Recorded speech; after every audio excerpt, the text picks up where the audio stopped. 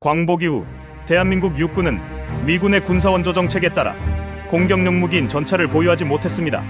한국전쟁 이전에 창설된 육군 보병사단과 수도경비사령부, 육군참모본부 직할 기가변대가 있었지만 전차는 한 대도 없고 M8 그레이하운드 장갑차 27대와 M2, M3 아프트랙 24대가 기가변대의 전부였습니다. 반해 당시 북한군은 소련의 원조를 받아 85mm 포를 장착한 T-34 전차, OT-34 화염방사전차, SU-76M 76.2mm 자주포 등 각종 기갑 장비를 보유하고 있었습니다. 결국 1950년 6월 25일 북한의 기습맘침으로 한국전쟁이 발발하였고, 비교가 안 될 만큼 화력면에서 차이가 났던 대한민국은 선봉인 북한군 제9 전차여단의 T-34 85전차에 의해 무기력하게 무너지면서 개전 3일 만인 1950년 6월 28일 새벽 6시 대한민국 수도인 서울을 내어주는 굴욕을 당하게 되고 맙니다. 쓰디쓴 경험을 하게 된 대한민국은 이후부터 기갑전력의 중요성을 절감하고 이듬해인 1951년 10월 5일 국군 최초로 전차중대를 창설하면서 1953년까지 M36 잭슨 대전차 자주포를 중심으로 한 총 9개의 독립전차중대를 보유하게 됩니다. 하지만 M36은 자주포라 진정한 의미의 전차는 아니었고, 1951년 12월에 미 해병대로부터 M4A3EA 셔먼 중형전차 5대를 해병대 교육용으로 원조받으면서 최초의 전차를 보유하게 되었고, 1954년 미군이 철수하면서 388대의 M4A3W HVSS 중전차를 한국에 인도하면서 실질적인 전투력을 갖는 전차부대가 탄생하게 되었습니다. 이후 박정희 대통령 재임 중인 1968년엔 미국으로부터 도입한 M48A1 패튼을 배치하면서 대한민국 최초의 독립기갑여단인 제1기갑과 제2기갑여단을 창설하였고, 1970년대엔 M47 전차 532대, M48 전차 140대와 미국으로부터 추가 공여받은 M48A2C 전차 280대를 보유하면서 1개 기계화 보병사단과 2개의 기갑여단, 7개의 독립전차대대, 2개의 기갑학교 등 총 14개 전차대대와 19개의 사단전차중대를 편성하게 됩니다. 이후 M48 전차는 90mm 강선포를 105mm로 업번하고 사격 통제장치와 연막 탄발사기 교체, 측풍 감지기 및 레이저, 거리 측정기 등을 개량한 M48A5K로 업그레이드됩니다.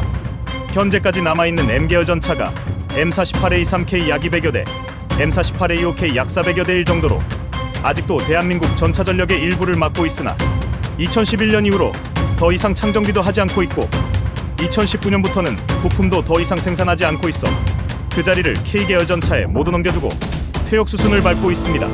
1970년대 초 북한이 T-62 전차를 포함하여 총 1600여 대의 전차를 보유하고 나아가 T-62 전차의 생산시설까지 보유했다는 사실이 알려지면서 대한민국은 미국의 M60 패튼 전차의 라이센스 생산을 요구하지만 거절당하고 맙니다.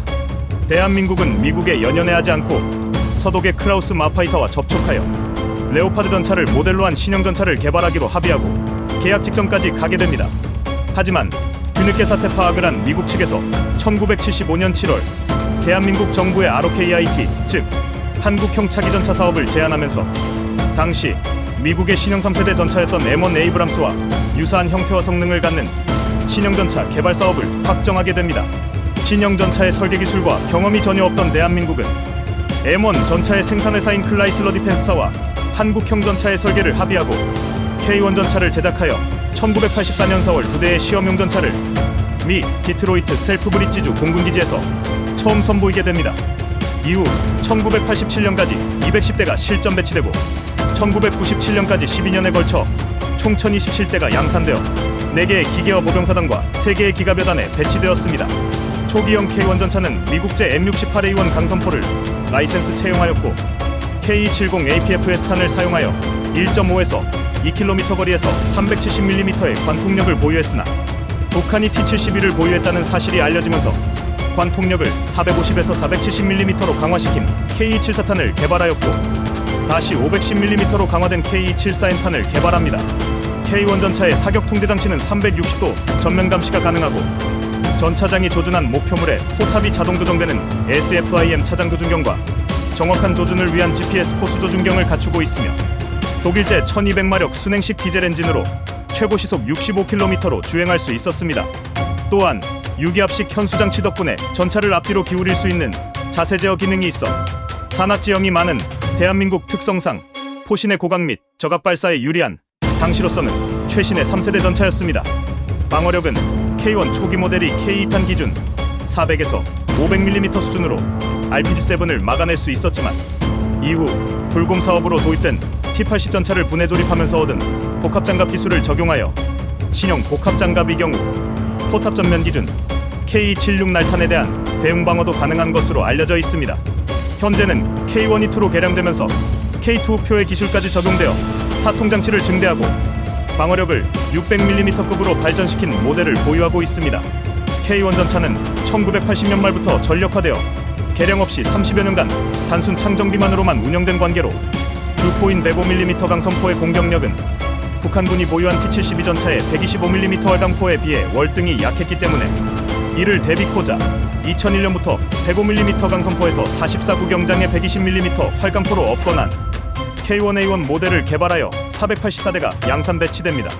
이후 K1A1 전차는 K2 전차의 기술을 추가하여 한국형 복합장갑 KSAP와 합동지휘 통제체계, 피아10 별장치, 전후방 감시 카메라, 항법장치 등의 기능이 추가된 K1A2 모델로 발전시켰고 아직까지 K2 및 K1E2와 함께 주력 전차의 위치를 지키고 있습니다.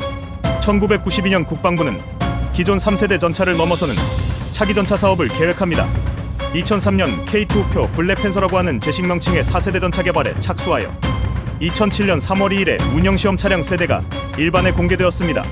하지만 부족한 기술로 인해 제조사의 국산 변속기 개발이 늦어지면서 결국 2014년 4월 국산 파워팩을 대신하여 독일제 MTU사의 파워팩이 장착된 1차분 100여 대가 배치되었고 이후 국산 엔진과 MTU 변속기가 혼합된 파워팩을 장착한 2차분 100대와 3차분 56대가 차례로 순차적으로 됩니다.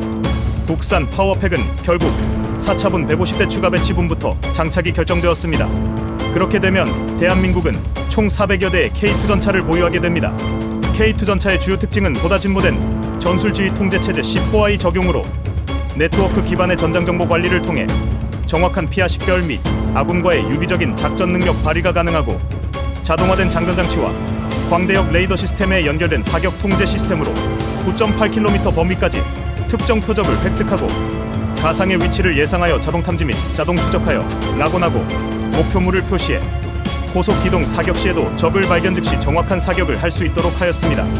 또한 포탑 구동을 유압식에서 전기식으로 변경하여 화재의 위험을 줄였고 레이저 미사일 경보장치 및 자동항법 기능, 수심 4.1m 도하 기능 등을 갖추고 있고 120mm 55구 경장 활강포를 채택하여 800mm에서 850mm에 이르는 관통력과 사거리 8km의 KSTAM 120 포발사 3구 공격 지능탄을 사용할 수 있는 최신 4세대 전차입니다.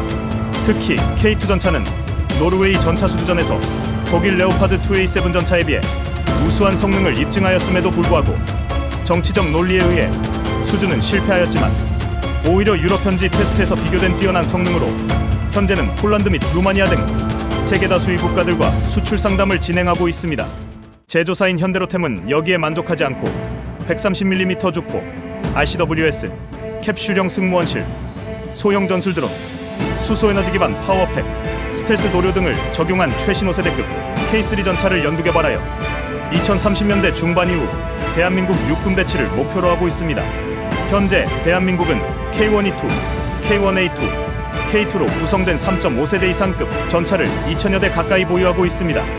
이는 미국과 러시아, 중국에 이어 세계 제4위의 보유량으로서 6.25 전쟁 당시 남침하는 북한군 탱크에 힘없이 후퇴하던 역사를 다시는 반복하지 않겠다는 대한민국 육군의 강한 의지라고 생각합니다.